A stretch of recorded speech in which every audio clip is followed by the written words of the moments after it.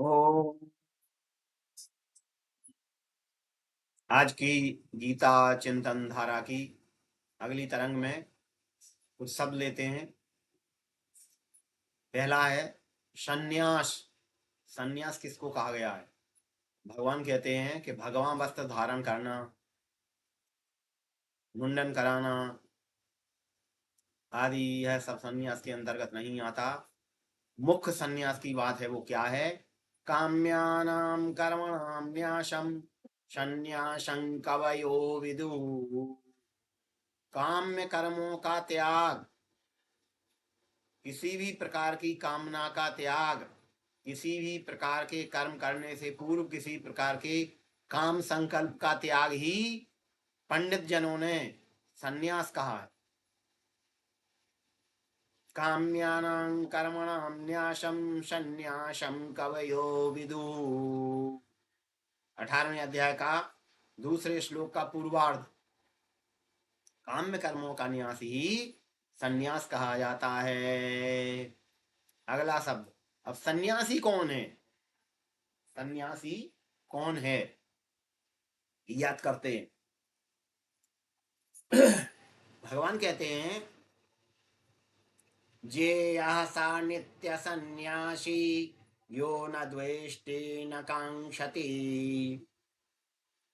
वह सन्यासी माने जाने योग्य है जो न किसी से द्वेष करता है, न कोई कामना करता है। न द्वेष्टि न कांक्षति। कांक्षति यानी कामना करना, अर्थात भविष्य की चिंता करना कि भविष्य के लिए मुझे ये संग्रह करना है। तो असंग्रह की भावना होनी चाहिए सन्यासी में, इसलिए वो कोई कांक्षा नहीं करता किसी से। फलाकांक्षा का त्याग कर देता है, किसी प्रकार की भी कामना का त्याग कर देता है।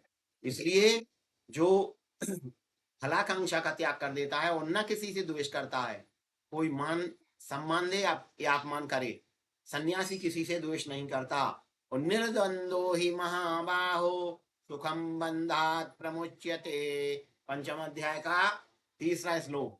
निर्द्वंदो, द्वंद्वों से रहित हो जाता है, द्वंद्वों से ऊपर उठ जाता है।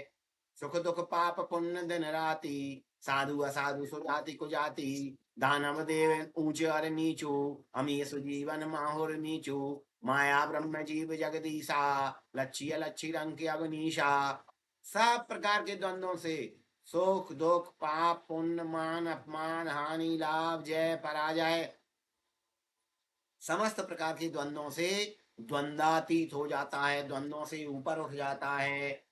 वह सुखम बंधात प्रमुच्यते, कर्म बंधन से आराम से सुखपूर्वक मुक्त हो जाता है। इसलिए सन्यासी की परिभाषा भगवान ने दी कि जेयः सा नित्य सन्यासी।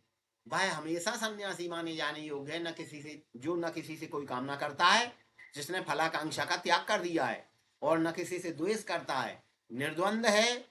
निर्द्वंद होकर वो आसानी से सुखपूर्वक कर्म बंधन से मुक्त हो जाता है। तो ये सन्यास और सन्यासी दो शब्द हुए। ओम तत्सत।